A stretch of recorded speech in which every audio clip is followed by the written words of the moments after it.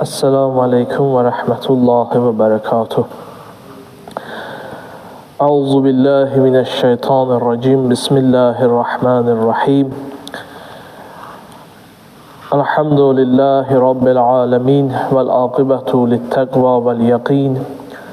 Vessalatu vesselamu ala eşrefil enbiyai vel mursalin. Habibina ve habibi ilahil alemin. Ebil Qasimi Mustafa Muhammed.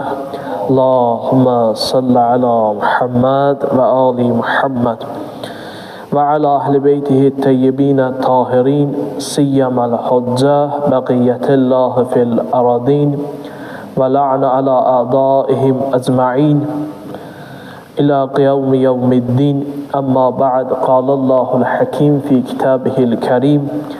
Euzu billahi mineşşeytanirracim. Bismillahirrahmanirrahim. Yevme la yenfa'u malun ve la benun illa men etallaha bi kalbin salim. Sadakallahul aliyyul azim. Usikum ve nefsi bi tekvallah. Sizi ve özümü ilahi tekvaya riayət eləməyi tövsiyə edirəm.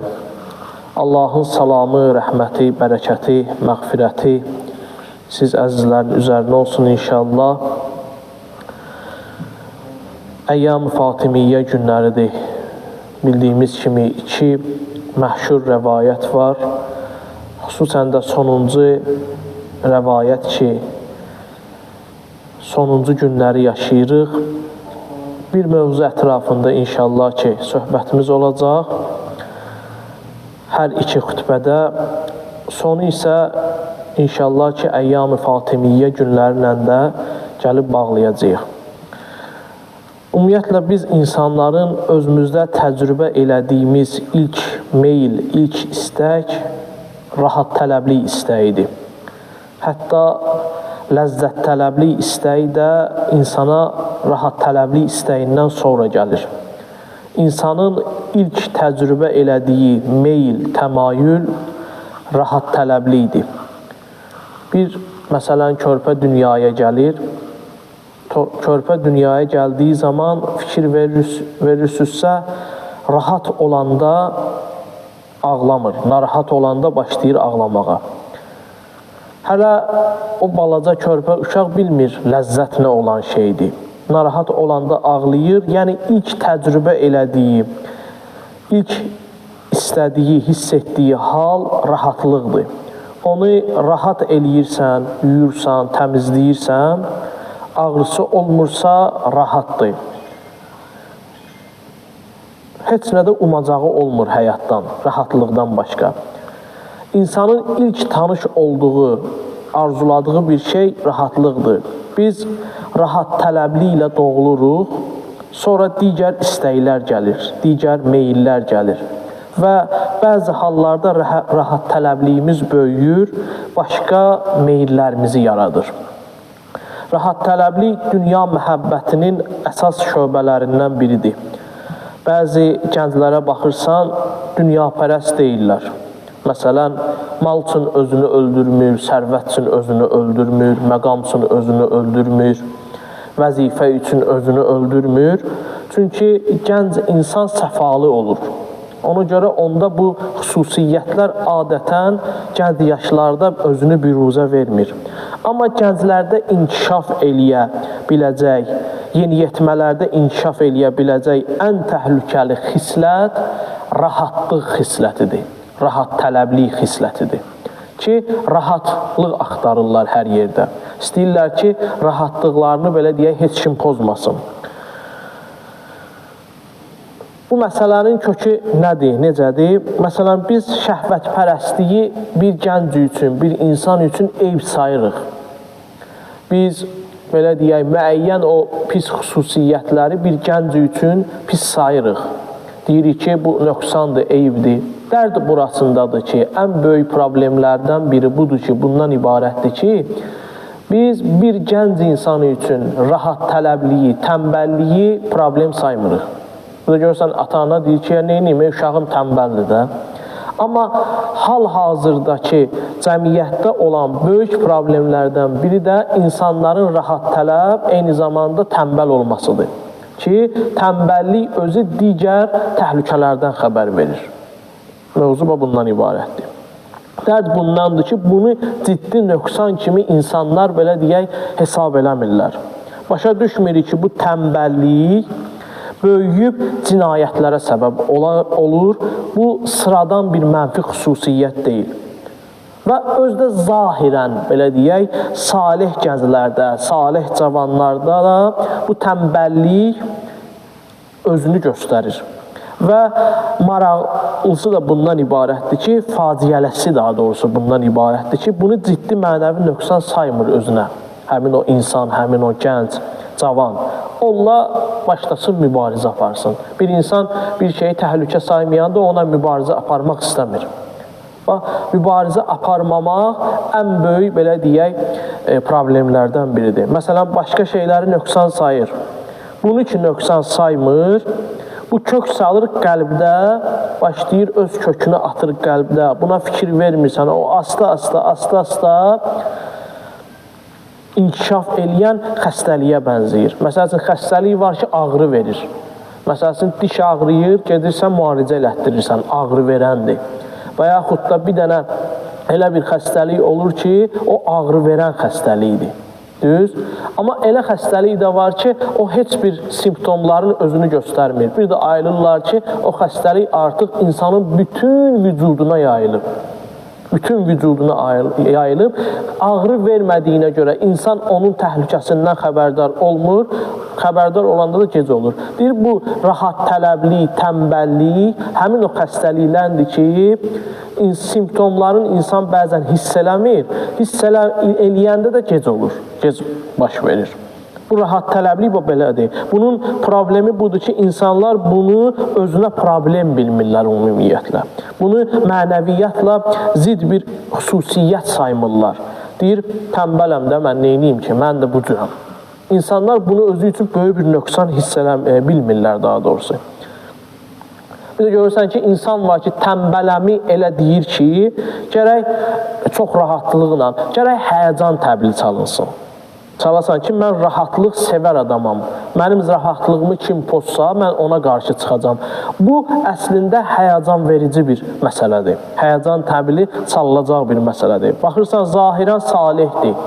Amma içində o yavaş-yavaş rahat tələbli başlayıb kök salıb, inkişaf eləyir. Atasından, anasından bir çətin göstəriş gələn kimi bunun istəyinə zid, belə deyək. Sonra rahatlığını pozan bir tələb gələn kimi, göstəriş gələn kimi başlayır ata-anaya qarşı da çıxmağa. Zahirən ədəblidir, zahirən dindardır, dindar bir cavandır, dindar bir gənc idi. Amma o qədər rahat tələbdir ki, rahatçılığına düşkündür ki bu adam, ata-anasından da, ata-anası da hətta rahatlığını pozanda ona qarşı başlayır üsyan eləməyə. Allah Teala Quranda deyir ki, Allah, onun rəsulu, peyğəmbər, ondan sonra ata-anaya neyləyin? İtaət eləyin də. Amma insanların, bu günləri, gənclərin böyük problemlərindən biri də budur ki, rahat tələblikləri Allahın o əmrindən boyun qaçırmaqlarına səbəb olur.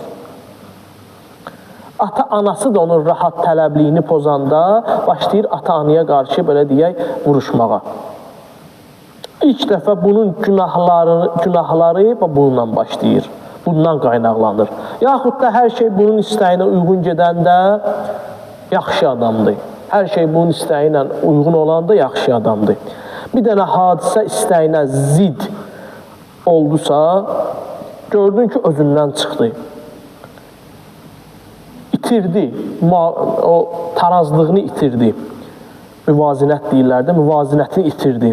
Bu dünya məhəbbətinin ən təhlükəli şöbələrindən biridir. Bunun üzərində, belə deyək, elə-belə keçmək lazımdır. Gənclər hələ o dərəcəyə çatmayıb, məsəl üçün, vəzifə pərəst olsun. Məsələn, var ya aralarında bəziləri, amma gənclərdə adətən müəyyən yaşdan sonra bu xüsusiyyət başlayır inkişaf eləməyə. Gənclərdə dünya tələblik əsasən rahat tələblik şəklində, belə deyək, təzahür eləyir. Bunun əleyhinə qiyam eləmək lazımdır. Tənbəllik və rahatsevərlik, adam var, məsəl üçün 20 yaşı var, 30 yaşı var, 40 yaşı var və s. və ilaxır. O, körpə uşaq kimidir. Körpə necədir?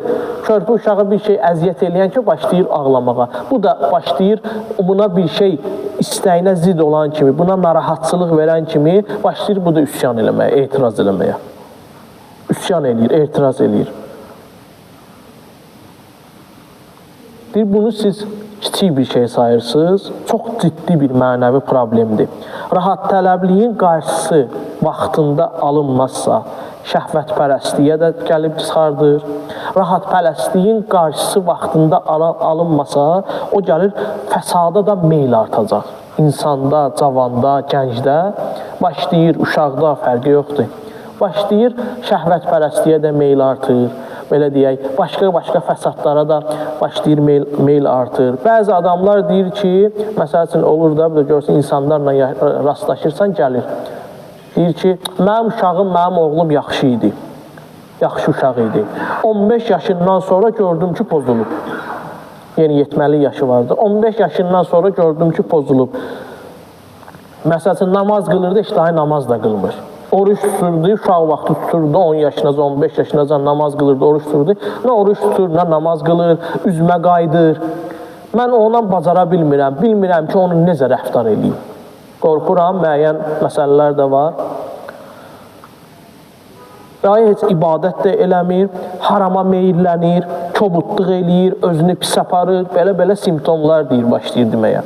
Bilirsən, baxırsan, görürsən ki, o deyir, öz ki, ata ki, ana ki, o söz deyir, o uşaq haqqında, o deyilən ailədə, bu ailədə 7 yaşdan 14 yaşa qədər, 7 yaşdan 14 yaşa qədər tərbiyənin ikinci mərhələsində lazım olan işlərə riayət olunmuyor. Deyir, dünyaya gəldi, 7 yaşına qədər uşaq sənin şahındır. Yəni, azadlığı öyrəd ona. Nə istəsə elə. 7 yaşdan 14 yaşa qədər sən onun şahısan.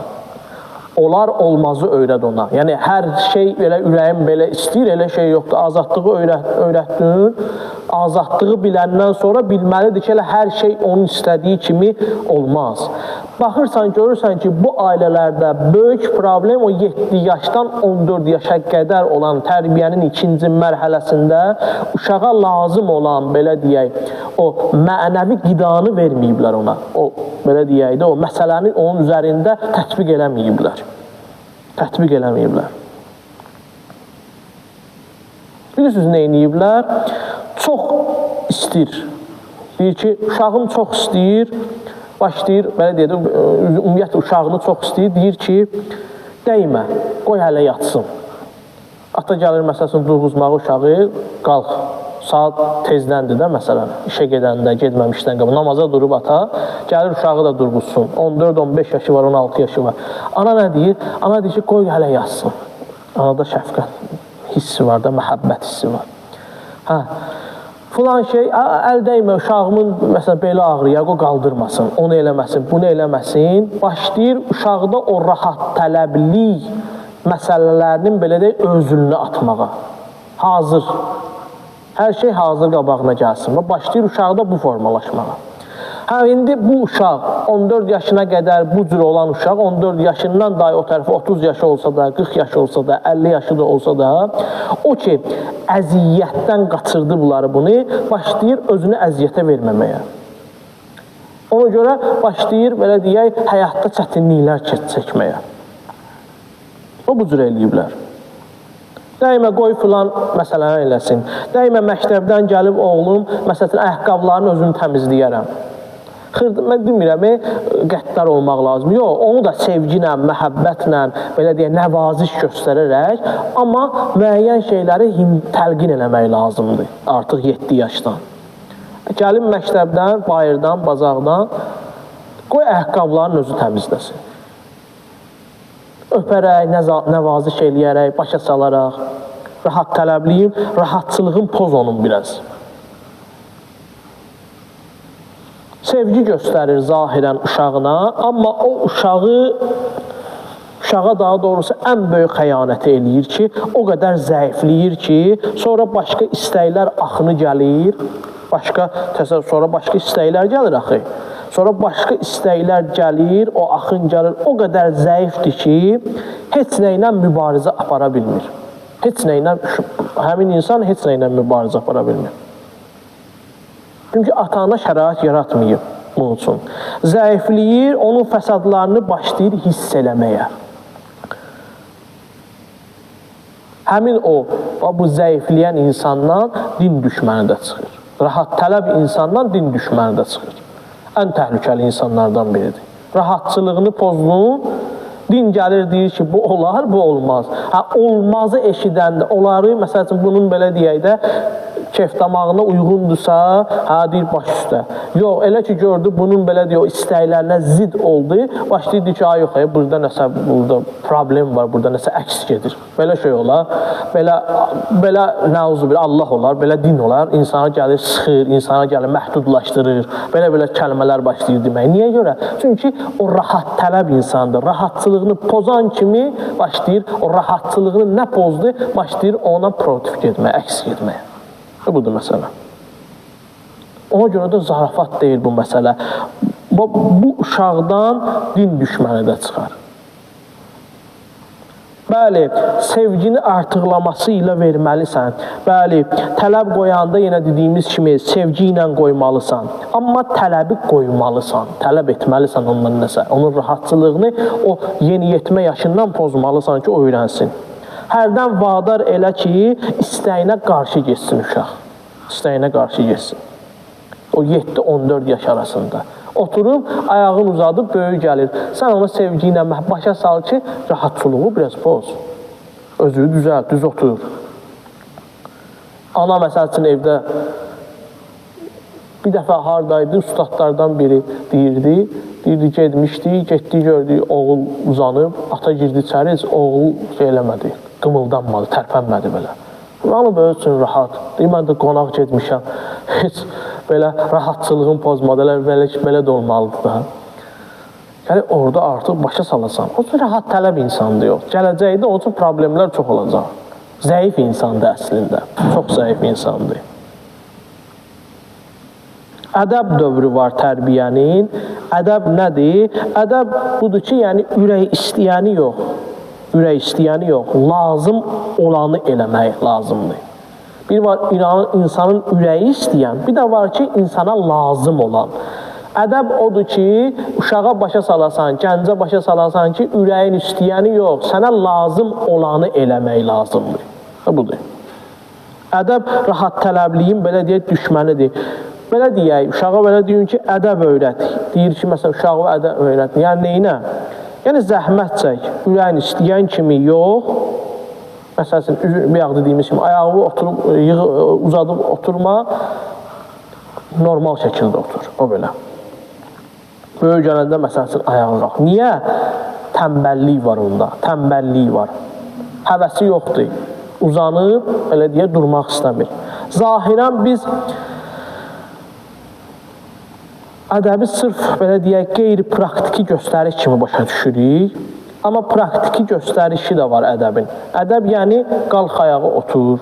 Özü yəni ki, bir hərbi hissədəki kimi hiss elə. Nizam-intizam mənasında da bu cür. Nizam-intizam. Bu səni, belə deyək, əzmək üçün deyil. Bəziləri deyir ki, yox, atam, anam mənə belə tələblər qoyub, mənim şəxsiyyətimə toxunur. Yeni sözlər çıxır uşaqlardan indi.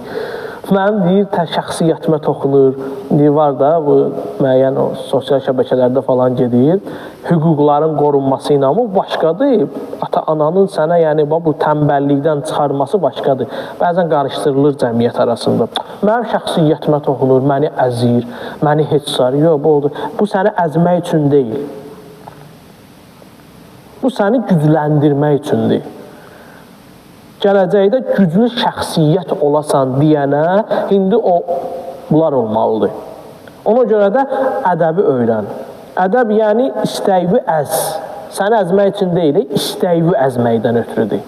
Sən özün öz istəyi əzə biləsən. İstədiyin kimi rəftar eləmə, lazım olan kimi rəftar elə. Sonra görürsən, məsələn, 15 yaşında namaz qılmır, valideyn elə bilir ki, uşağının imanı yoxdur. Bu da var. Bu necə eləyim, nə qədər eləyirəm, həvəsi yoxdur, nə bilim, namaz qılmır, ibadət eləmir. Elə bilir ki, imanı yoxdur. Vallahi onun imanı da var. Əhl-i beytə məhəbbəti də var, mənəviyyatı da var. Sadəcə sən onu, belə deyə, bədbəxt eləmirsən. Sən onu bədbəxt eləmirsən. O qədər tənbəldir ki, tənbəlliyi öyrədmirsən, belə deyə, təlqin eləmirsən ona, belə deyə, istədiklərinin əksinə çıxartmamışsan onu. Durub o 2 rükət namaz qılmağa tənbəllik eləyir. Bunun adı tənbəllikdir, tənbəllikdən başqa bir şey deyil. Bu elə bilir ki, imanı yoxdur, imanla bunun heç yaxından və uzaqdan əlaqəsi yoxdur. Sadəcə bu tənbəl adamdır, rahat tələb insandır. Tənbəlliyindən durub o namazı qılmır. Tənbəlliyindən durur, səhər tezdən durub o başlandığa durmaq adı var deyən orucu tutmur o. Tənbəlliyidəndir, tənbəldir. Gənclərin çoxsunun problemi, belə deyək, imansızlıq deyil, rahat tələblidir, tənbəllikdir. Özü ilə mübarizə, belə deyək, aparmamaqdır. Yoxsa baxır, deyir ki, nə bilim, uşağın yaxşı uşaqdır. Qoy istədiyini eləsin, qoy istədiyi kimi yaşasın, qoy istədiyini eləsin ki, bu yaxşı uşaq olacaq. Deyir, yox, sən rahat tələb yaratma ki, təhlükəli insandır. Uşağa uşaqlıqdan aşılamaq lazımdır ki, həyat rahat deyil. Tənbəllik həyata səhv baxışdan yaranır. Həyata rahatlıq, belə deyək, ummaqdan yaranır. Tənbəllik, belə deyək, bəladır. Cinayətlərin qaynağı tənbəllikdir. Çox-çox təəssüflər olsun ki, bizdə rahatpərəstlik gənclərdə, cəmiyyətdə yayılmaqdadır və daha çoxdur. Belə deyə, yayılmaqdadır. Rahatçılıq, rahat tələblik. Bugün baxırsan, ailələrin dağılma statistikasına, boşanmaların statistikasına faciəli həddədir. Nəyin nəticəsidir? Başlıca səbəb rahat tələblikdir. Qarşı tərəf bunun rahatlığını tam bu necə istəyir, təmin eləyə bilmir deyənə, orada gəlir, belə deyə, konflikt düşür. Problem oradadır. Rahat tələblikdən başlayır hamısı. Ailələrin dağılmasıdır, boşanmaların səbəbidir, digər məsələlərdir. Bunların hamısı rahat tələblikdəndir. Qarşı tərəf bundan rahatçılığı ilə bağlı müəyyən o məsələlər, rahat tələblik tələb eləyir deyənə başlayır, yorulur o da. Elə ki, bu onu təmin eləyə bilmədi. Elə olmayanda başlayır dava düşür. Nə qədər tənbəl, nə qədər incə-mincə, belə deyək, bir qrup insan formalaşır. Hamısını deyə bilmərik, bir qrup deyirik, bir qrup insan. Bu, bəla kök salmaqdadır. Çünki qərb mədəniyyətinin qaynağı bu rahat tələblidir. Qərb mədəniyyətinin tələbi. Bu mədəniyyətin nəticəsində bu formalaşır. Peyğəmbər yazırlar ki, bir gəncdən xoşu gəlirdi. Dedi ki, bu nə yaxşı gəncdir. Bir gəncdən Peyğəmbərin xoşu gəlirdi. Dedi ki, gördü ki, məsələn, zahirən yaxşıdır. Birinci sualı bu olardı, deyir. Birini gördü, gənc adamdır, cavan insandır. Görən ki, Peyğəmbər soruşardı ki, iki gücü var, nə ilə məşğuldur? Deyərdilər ki, ya Rəsulü, yox, bu bekardır. Dedi ki, səqətə aynə. Gözümdən düşdü. Gözümdən düşdü. Yəni, bekardır, heç nə ilə məşğul. Yəni, bu rahat tələb insandır. Deyərdi ki, gözümdən düşdü. Bekar, tənbəl adam bu dinə, belə deyək, yarayan adam deyil. Heç nədə nəticə əldə elə bilməyəcək. Görürsən ki, məsəl üçün biri günah eləmir, fəsad törədir. Deyir, əgər rahat tələb insandırsa, darıxma. Bir gün gələcək ki, onu da eləyəcək. Rahat tələb insandır. Gələcək ən böyük cinayətləri həmin insan imza atacaq. Rahat tələbliyindən, tənbəlliyindən. Çünki yenə dediyim, kimsə rahatçılığın pozan kimi başlayacaq ona qarşı çıxmağa. Rahat tələb insandır axı. Və bunu da zəiflik, belə deyək, saymırıq bəzən o insan üçün. İnsan özünə daha doğrusu zəiflik saymır, problem görmür. Əslində bu problemlərdən biridir. Məsələn, başqa insanda nöqsan olan kimi həyəcan təbili salırlar. Amma bu məsələni daha diqqətə almaq lazımdır. Məsələn, bir də görürsə, insanlar bir-birlərindən küsürlər, əsəbləşir, dalaşır, bir-birinin üstünə, belə deyək, heç nədən qışqırır. Nəyin nəticəsidir? Deyir, əsəbilik, əsəbi olmaq zəifliyin nəticəsidir, zəifliyin əlamətidir. Xoşuna gəlməyən bir şey insan başlayır, əsəbləşir, o qədər rahat tələbdir ki, istəyir hər şey bunun, belə deyək, xoşuna gələn kimi olsun. İstəyir ki, hər şey bunun xoşuna gələn, elə ki, xoşuna gələn kimi olmayan kimi başlayır əsəbləşməyə. Deyir, əsəbləşmək də o zəifliyin nəticəsidir, zəiflikdəndir. Bir balaca pozulan kimi özündən çıxır. Məsələn, valideynin üzünə qarşı qayıdır, daha doğrusu, dava salır, günahlara yol açır. Hədisdə var, deyir ki, əsəbləşdin, səbr elədinsə, əsəbləşib səbr elədinsə, cavab qaytarmadınsa, dostuva belə, hətta dostuva belə, təkcə valideyn övlad münasibətini yox, dostuva belə cavab qaytarmadınsa, bütün günahlarımın kəffarəsidir. Əsəbləşdin, cavab qaytarmadın, sıxdın, saxladın özünü. Heç nə demədin, heç kimi belə deyək, dillə yaralamadın. Dil sıxdın, saxladınsa, heç nə eləmədinsə, cavab qaytarmadınsa, günahlarının kəffarəsidir. Həyatda mütləq, bu qaçınılmazdır, labüddür. Həyatda mütləq narahatçılıqlar olacaq. Bu həyatın, belə deyək, qanunudur. İlahi qayda qanunlardan danışırdıq, o mövzu yarımçıq qalır, davam edəcəyik onu. Bu həyatın qanunudur. Mühüm olan səni narahat edən şeylərə, belə deyək, reaksiyandır, verdiyin reaksiyadır. Mühüm olan budur. Sən onlara necə, belə deyək, təpki göstərəcəksən, reaksiya verəcəksən. Hansı şəkildə reaksiya verəcəksən. Zəif adamlar, məsələn, özündən çıxır. Çünki rahat tələbdir, tənbəldir. Mən sizə bir dənə söz deyim, rahat tələb uşağa din öyrətmək təhlükəlidir. Rahat tələb insana, yeni yetmə, uşaq fərqi yoxdur. O insana din öyrətməyin özü də təhlükəlidir. Niyə? Çünki sabah o dini də öz nəfsinin xidmətinə istifadə eləyəcək.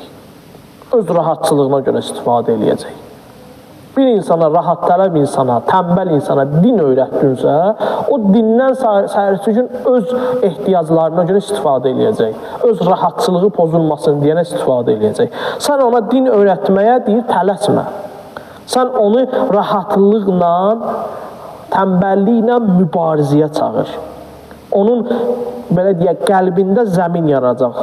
Sonra elə dindən başa salanda asından tutacaq ki, sən onu nə demək istəyirsən. A deyəcəksən, o başa düşəcək ki, nə demək istəyirsən. Belə deyək, əgər onu tənbəlliklə mübarizəyə səsləsin, bacara bilsin, din elə onun əyninə biçilib. Din, belə deyək, rahatlıqla mübarizə aparan adamlar üçün bir maqnitdir, cəzb eləyir. Din budur. Din, kim ki, hansı insan ki, rahatçılıqla mübarizə aparır, tənbəlliklə mübarizə aparır, din onları maqnit kimi özünə çəkir. Çünki yoxdur bunda, rahatçılıq yoxdur, yəni tənbəllik yoxdur. Tapacaq o dini. Biz dini tərbiyə elə bilirik ki, məsələn, imamların adını öyrətmək, düzdür, bunları da öyrətmək lazım. Amma dini tərbiyə təkcə bu deyil, bu demək deyil. Əsas dini tərbiyə rahatlıqla, tənbəlliklə mübarizə aparmaq öyrətməkdir. Onda zəmin yaranır ki, din onun qəlbində otura bilsin, tərbiyənin, deyərdim, əsas mövzusu bundan ibarətdir. İnsan, valideyn öz övladına, uşağına, gəncə, cavana, ümumiyyətlə, ruhanilər, insanlara bunu aşılamalıdırlar ki, tənbəlliklə, rahatçılıqla mübarizə.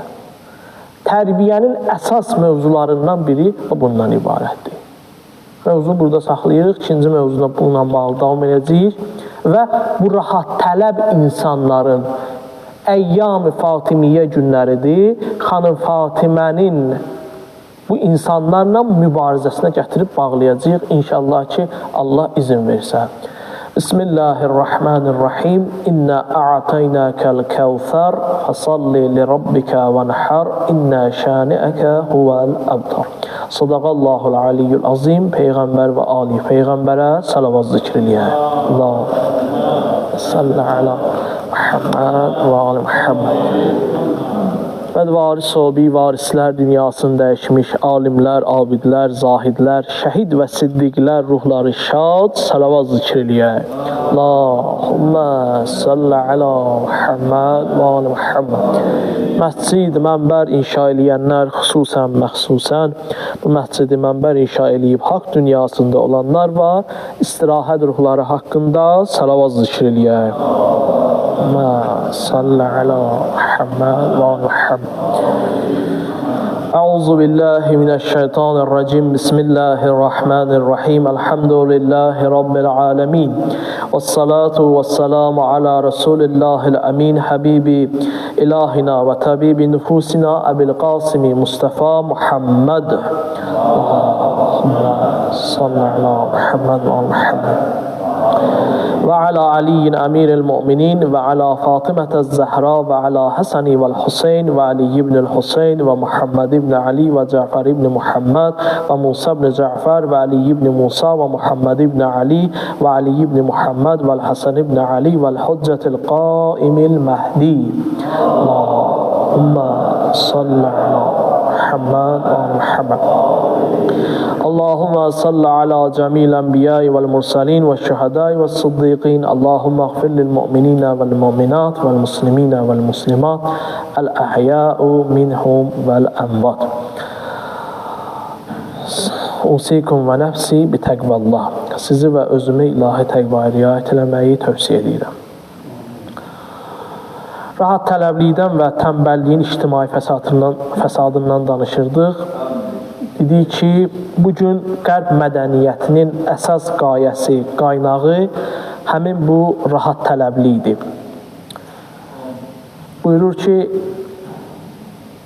Əfərəəytu mən ittəxəzə ilahəhu həva. Quranın bu ayəsi qərb mədəniyyətinin Quran dili ilə ifadəsidir. Quran-ı Kərim buyurur ki, gördünmü öz həvai nəfsini, özünə Allah edəni, tanrı edəni, ilah edəni, öz nəfsinə ibadət eləyən insanları. Quran-ı Kərimin, belə deyək, qərb mədəniyyətinə olan ifadəsidir bu ayə. Kefin necə istəyirsə, nə istəyir, onu elə məntiqi ilə yaşayan, belə deyək, ad günlərində deyir, bütün arzularına çatasan. Ruhanilərdən deyir ki, biri indi qabaq dilə 100, indi deyirlər ki, sənə görün 1000 yaşayasan. Yalan danışmadı.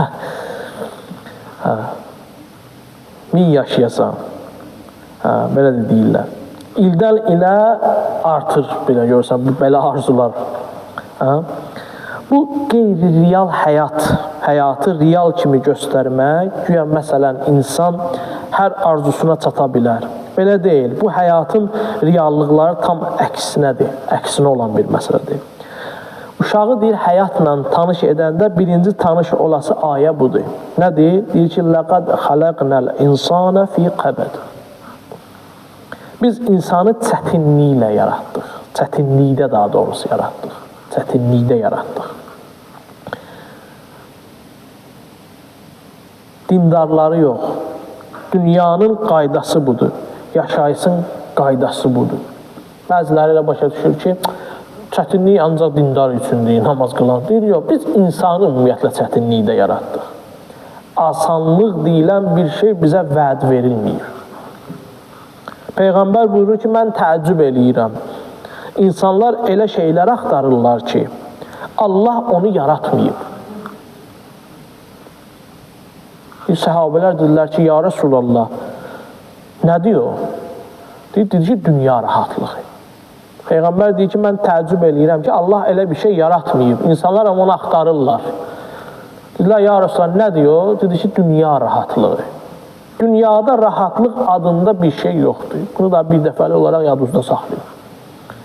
Nə mömin üçün yoxdur, nə də kafir üçün. fərqi yoxdur. Ümumiyyətlə insan anlayışı var da, mömin, kafir kateqoriyalara bölmürük. Nə insanın mömini üçün, nə də kafiri üçün. Ümumiyyətlə dünyada insan üçün rahatlıq deyilən bir şey yoxdur. Peyğəmbərin sözüdür. Allah, mən təəccüb edirəm o insanlara ki, onlar bir şey axtarırlar, onu Allah yaratmayıb. Nədir? Deyir, dünya rahatlığı. Yoxdur. Nə mömin üçün var, nə kafir üçün. Dünyanın, belə deyək, mahiyyətində yoxdur bu şey. Kafirin də istədikləri olmayacaq, kafirin də istədikləri, belə deyək, toqquşacaq. Mütləq olur ki, bunun istədikləri, belə deyək, baş verməyəcək və mömində də belə olacaq. Bəzi şeylər olacaq, istəyəcək, amma alınmayacaq. Bəzi istəkləri olacaq ki, bir-biri ilə toqquşacaq. Biri var, həyat səni istədiyindən zorla ayırsın. Biri var, həyatın axarı səni istədiklərinin, belə deyək, olmamasına gətirib çıxarsın. 3 dənədir. Biri də var, özün könüllü istədiklərini idarə eləyəsən. 3 dənədir. Biri var, həyat səni məcbur eləyir istədiklərindən ayrılmağa. Biri var, həyatın axarı səni istədiklərindən ayırır. Bir də var ki, sən könüllü şəkildə öz istədiklərini başlayırsan nə etməyə? İdarə eləməyə. Məsəl üçün, Allah yolunda pul vermək istəməyən adam, bir də görürsən ki, çox-çox üzrəm, söyə-söyə, özünü döyə-döyə, güclə, balala məcburi şəkildə çıxardır onu. Verdi. Bir məsəl üçün, onu könüllü versəydin, bu başına gəlməyəcəkdi. Məcbur verdiyinə görə burada nə əcrin var, nə də qazancın var, heç nə. Sənin qazancın nədir? Depressiya, stres, əsəb, bundan başqa bir şey yoxdur. Verir həmin məbləği. Könüllü versəydi, qazancı var idi, əcri var idi. Məcbur verir, əsəbləşir, depressiya düşür, stresə düşür, qazancı bundan başqa bir şey deyil. Orada nə əcr var, nə bir şey var, qazanc yoxdur orada. Əgər əsəbi haldadırsa, məcburidirsə, deyir, görürsən, 2 dənə bir şey var. 2 dənə. Biri var ki, kimsə, nəsə həyatın axını və yaxud da məcburiyyətdən onu çıxardırsan, burada nə əcr var, nə qazanc var. Bir də var ki, könüllü şəkildə özün eləyirsən onu yaxşılığı, orada deyir ki, qazancın var, əcrin var. Birincidə əsəb, depressiya, stresdən başqa sənə heç nə keçmir əlvə. İkincidə əcrin var, mükafatın var, belə deyək. Bir də var ki, könüllü eləyirsən, hələ ki, səndən tələb eləyən yoxdur bir şey. Allah üçün özün öz istəyindən, məsələn, mübarizə aparırsan özünlə, qopardıb ürəyindən verirsən. Deyir, bunu ver ki, həmin o məcburiyyət üzündən başqa bir şey gələndə, verəndə onlardan sığortalanasan. Birincin elə ki, o könüllü olanı elə ki, o birisindən sığortalanasan. Əgər könüllü olmayanda həyat sənə məcbur elətdirəcək onu deyir. Baxmayacaq ki, sən möminsən, sən kafirsən. Həyat sənin, belə deyək, canından çıxaracaq. Amma dahi onda da verir. Könüllü olanda da çıxardıb verirsən, məcbur olanda da çıxardıb verirsən. Amma fərqi var, nə var? Məcbur olanda çıxardıb verəndə dahi könüllü kimi vermirsən, onda üzr istəyirəm, qışqıra-qışqıra verirsən. Məcbur eləyir səni həyat. Biri var könül xoşluğu ilə, bir də var ki, bu cür əziyyət çəkilir. Əsəbləşir, stresə düşür, depressiya düşür. Bu olur. Bəzən görürsən ki, eləyir, belə çıxardır, məcbur olur. Qarşı tərəfə deyir, burnundan gəlsin, haram xoşun olsun, o birisi olsun, bu birisi olsun. Əsəblə, depressiyadan. Burada deyir, heç nə yoxdur. Əsəbdən, depressiyadan başqa bir şey yoxdur. Deyir, Həzrət Peyğəmbər bir gün keçirdi, gördü ki, cavanlar daş qaldırırlar, daş qaldırırlar. Peyğəmbər keçdi, dedi ki, bu yaxşı işdir. Amma əşcəun naz mən qaləbə həva. İnsanların ən şücaətlisi nəfsinə qələbə çalandır.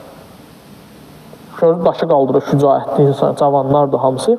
Dedi, bu yaxşı işdir, amma insanların ən şücaətlisi nəfsinə qələbə çalandır. Özünə yox deməyi bacarandır. Özünə yox deməyi bacarandır. Deyir, sən əziyyəti həyatdan silə bilməyəcəksən. Kim sənə desə ki, problemsiz həyat sənə arzulayıram, dinən ki, mənim başıma alladmacına. Dua edir, sənə problemsiz, yox, nə eləyim, necə eləyim deməyəsən. Allah səni möhtac eləməsin. Həzrət Əleyhisselamın yanında bu duanı elədilər. Dedi ki, əziz, qardaş, əzizim, İnsan bütün halı ilə möhtacdır. Körpədir, möhtacdır. Cavandır, möhtacdır. Qocalığında möhtacdır. Sağlamdır, möhtacdır. Xəstədir, möhtacdır. Deyir, gəl sən bu cür dua elə. İlahi, verdiyinlə, etdiyinlə boynuma minnət qoyan şəxslərə məni möhtac etmə. Deyir, bu dua budur, düzgün dua. Yoxsa hər halınla sən möhtacsan. Dünyavı dəyişdin, gözləyirsən, özün heç nə eləyə bilmirsən. Gözləyirsən ki, yaxınların gəlsin, götürsün, gəlsin məscidə, yusunlar, səni kəfənləsinlər, namazlı qılsınlar, səni dəfn eləsinlər. Sağlamsan, bir başqa cürsən. Xəstəsən, sənə baxan insan lazımdır, möhtacsan. Uşaqsan, yemək vermək lazımdır, üzr istəyirəm, altını təmizləmək lazım, yenə möhtacsan. Hər halından möhtacsan. Kim sənə desə ki, sənə problemsiz həyat arzulayıram, dinən ki, mənim başımı allatma. Belə dua eləmə, olmayacaq bir şeyi deməklə, problemsiz həyat olmur ümumiyyətlə. Problemləri azalda bilərik və problemlərdən, belə deyək, faydalana bilərik. Biz 2 dənə iş görə bilərik. Məsələn, sən idmanın əziyyətini deyir, çək, əziyyət əziyyətdir. İdmanın əziyyətini çəkirsən, özün gedirsən, könüllü olaraq çətinliyə tərəf, sağlam olursan. Bir də var ki, elə yiyirsən, içirsən, yatırsan, hər ikisində əziyyət çəkirsən. Birində, məsələn, ürəyin xəstə olur, çəkini çoxalır, ürəyin sıxılır, o birisi, bu birisi, müəyyən problemlər baş verir. Bu əziyyəti onsuz da çəkəcəksən. Yəni, problemdir, əziyyət var. Biri var ki, könüllü şəkildə sən özün gedirsən, məsələn, idman, sağlamlığı əldə elədin, kökəlmədin, çəkin çoxalmadı, rahat oldun, ürəyin gümrah oldu, dahi sıxılmadın. Bir də var ki, yiyib içib yatırsan, o çətinliyi yenə çəkirsən. Hər ikisində çətinliyi var. Amma birinci əziyyət əvvəldə var, sonraki firavanlıqdır. Sonraki firavanlıqdır. Əziyyət var. Sən birincini elə, sən maksimum bunu eləyə bilərsən ki, ondan faydalana biləsən. Yoxsa mümkün deyil əziyyətsiz. İkisindən biridir. Ya idmanın əziyyətidir, ya da xəstəliyin əziyyətidir. İndi seçim eləməlisən.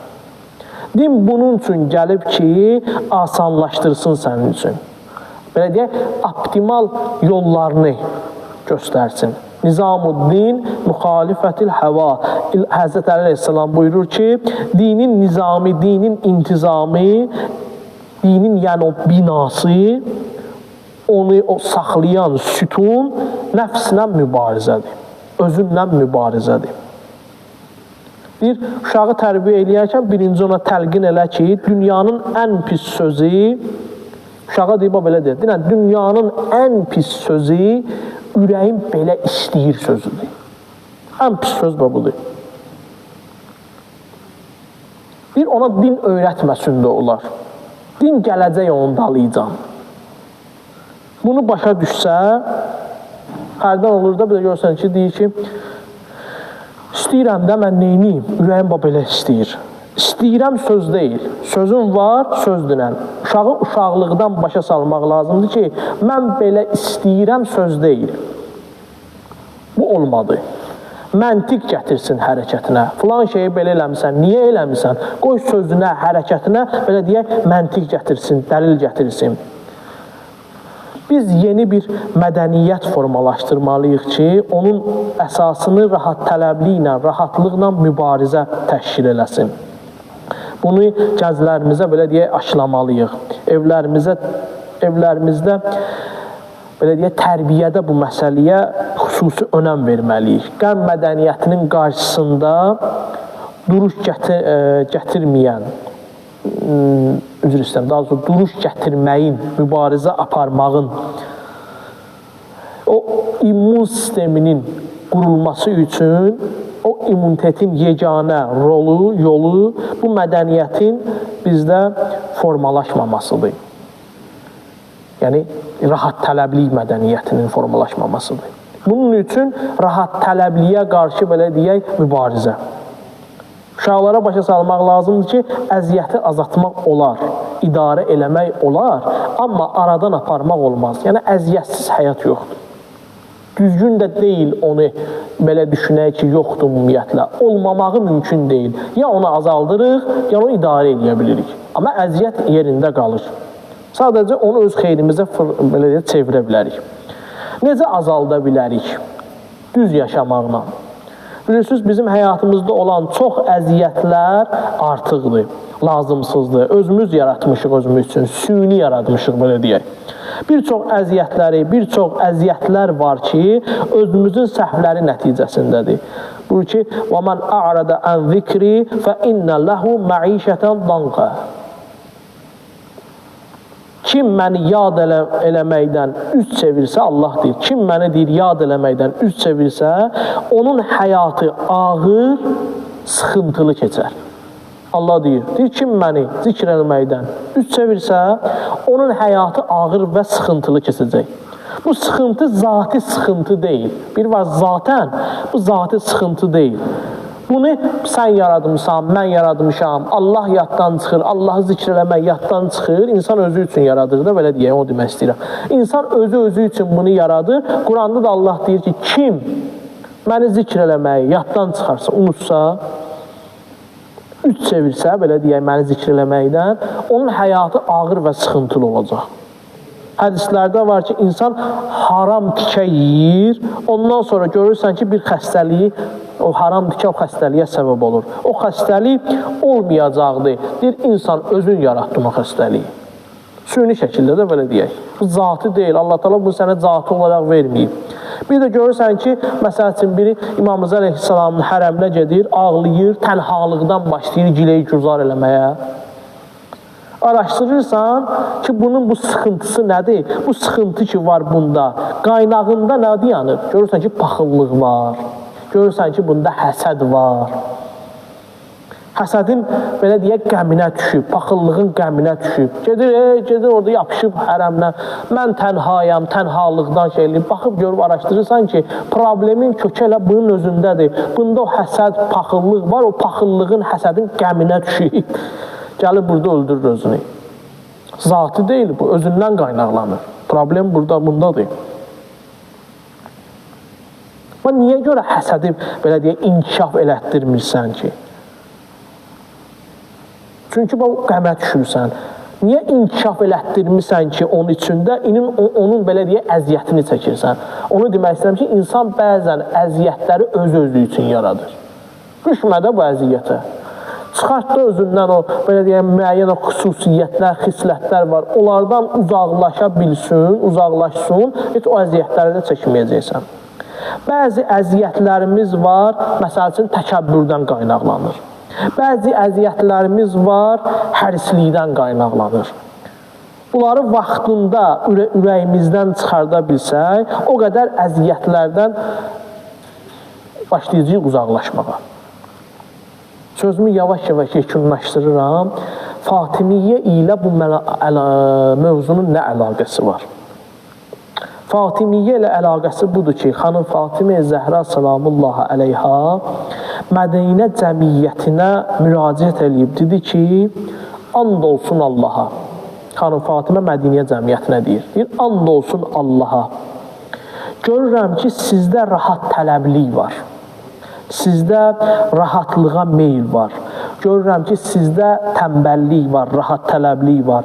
Xanım Fatimə Zəhra salamullahi əleyhanın dəvətinə cavab vermədi o cəmiyyət. Nə üçün? Səbəb bu idi. O cəmiyyətin səbəbi bu idi. Özü özlüyündə insanlar dedi ki, başım ağrımasın. Başım ağrımasın. İndi olur, evdə görürsən, filan kəsi öldürürlər, deyir ki, yox, gedəcəm, başım ağrıyacaq, qoy başım ağrımasın. Görürsünüz də, indi nə böyük bir cinayətdir bu. Xanım Fatimə Mədinə cəmiyyətini vəsf eləyərkən, tərif edərkən deyir ki, siz rahat tələb insanlarsınız. Bivec adamlarsınız. Bivec adamlarsınız. Ona görə də Fatimənin fəryadı da onlara təsir eləmədi. Çünki rahat tələb insanı idilər. Bivec idilər, belə deyək. Deyir ki, o cəmiyyət deyir ki, namazımızı qılırıq, orucumuzu tuturuq, ibadət eləyirik. Ay Peyğəmbərin qızı, nə istəyirsən bizdən, əl çək də bizdən. Və bu idi onların dedikləri. Dincliyimizi əlimizdən alma. Qoy dinc oturmuşuq evimizdə. Rahat tələbliyin əlaməti idi bu. Alimlərdən biri deyirdi ki, and olsun Allaha can tələb olunmurdu. Həmin əyyam Fatimiyyə, yəni xanım Fatimənin o məsələsində can tələb olunmurdu. Kərbəlada can tələb olunurdu. Meydanda olmaq lazım idi. Kərbəlada can tələb olunurdu. Amma Fatimədə müraciətində can tələb olunmurdu xanım Fatimiyyə. Fatimiyyədə can lazım deyildi.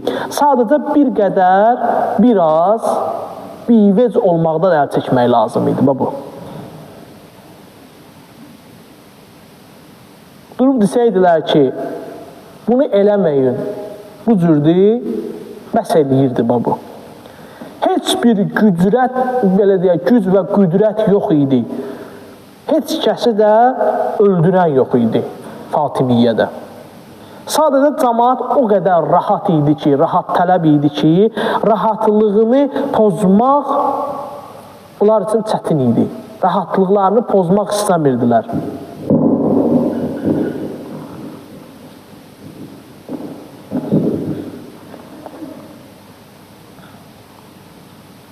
Bundan ibarətdir. Xanım Fatimə Zəhraya görə istəmirdilər rahatçılıqlarını pozsunlar heç. Bunu istəmirdilər.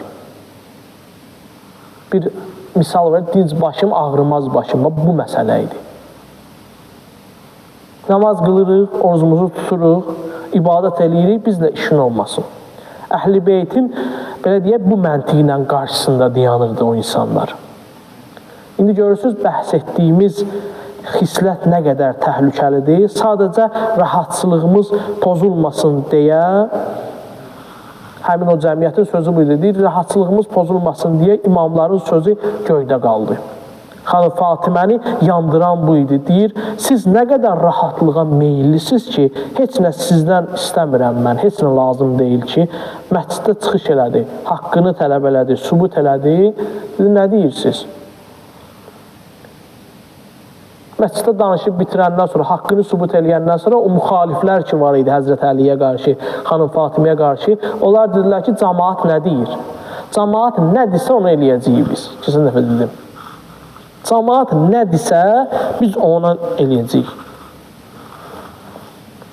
Həmin o müxaliflər gördü ki, məntiqdə uduzur, cəmaat nə deyir, o olsun, o belə deyir. Həzrət Fatimə baxdı, dedi ki, nə deyirsiniz, nədir fikriniz? Heç kim cavab vermədi. Xanım Ümmü Sələmə də məclisdə idi, qalxdı ayağa, dedi, cəmaat, kar olmuşsunuz, kör olmuşsunuz, bu adi insan deyil, bu bilirsiniz də kimdir, bunu tanımırsınız kimdir, bu Həzrəti Peyğəmbərin qızıdır. Bu Fatimədir ya, bu başqası deyil sizə müraciət eləyən.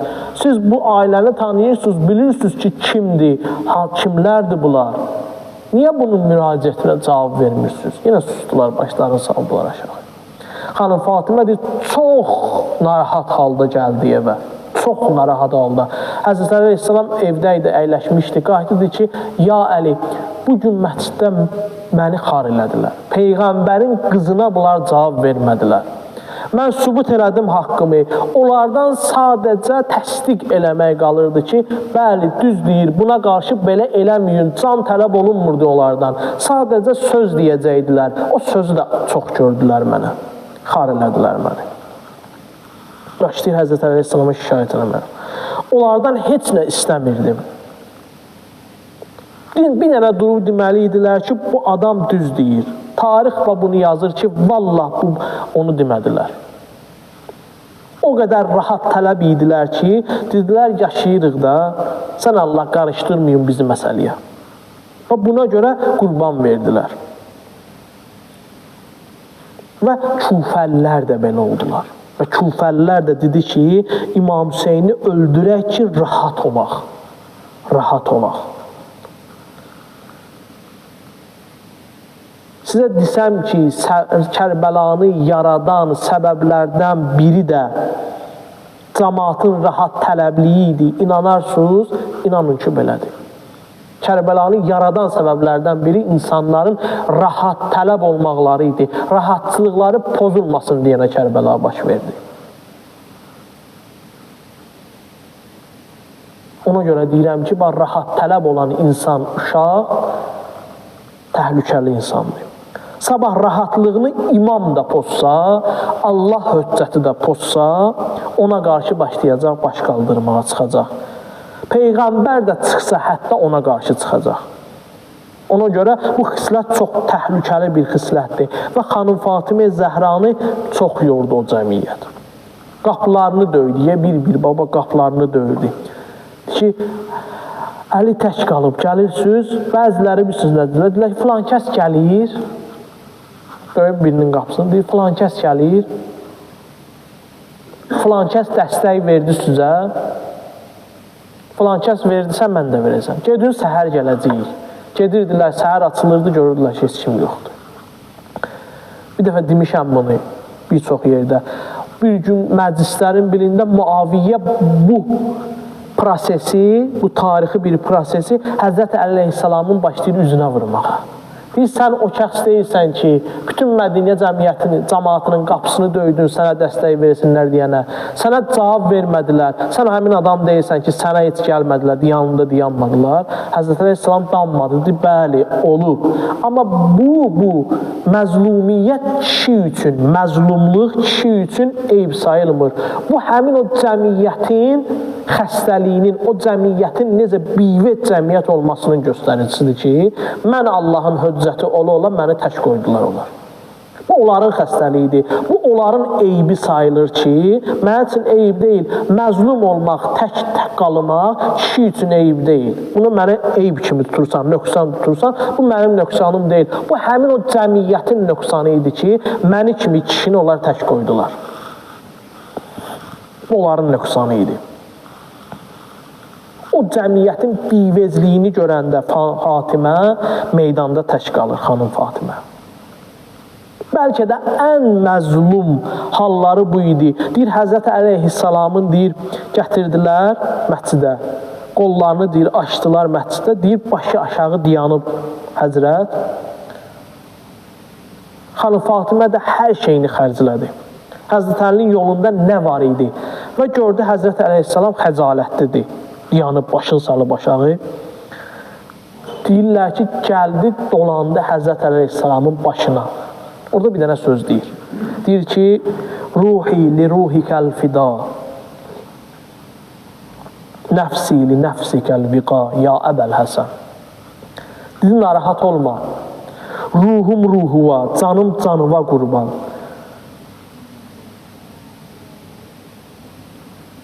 Heç kəsin yoxdur, mən varam. Niyə başı aşağı salmısan? Nəyin varsa sənə qurbandır. Tərəddüd eləmədin, sənin yolunda xərcləyərəm, verirəm.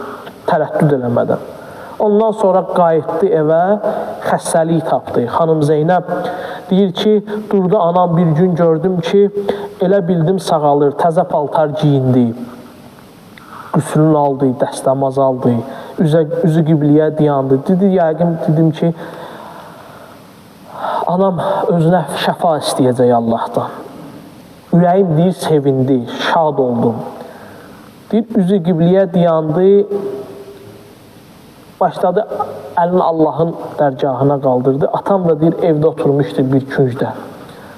Dedi ki, ilahi, səni and verirəm o dizlərini qucaqlayıb məzlum Əlinin hörmətinə.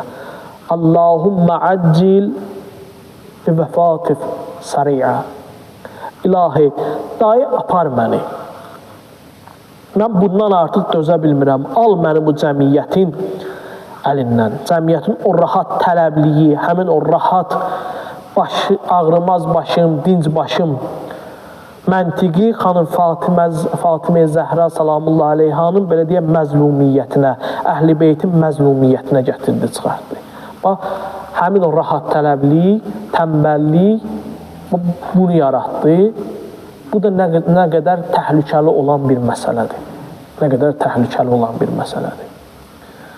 Allaha and verə izzət və cəlalı xatirinə. Allah Taala daim nəfsimizlə mübarizə aparmağı bizlərə nəsib eləsin.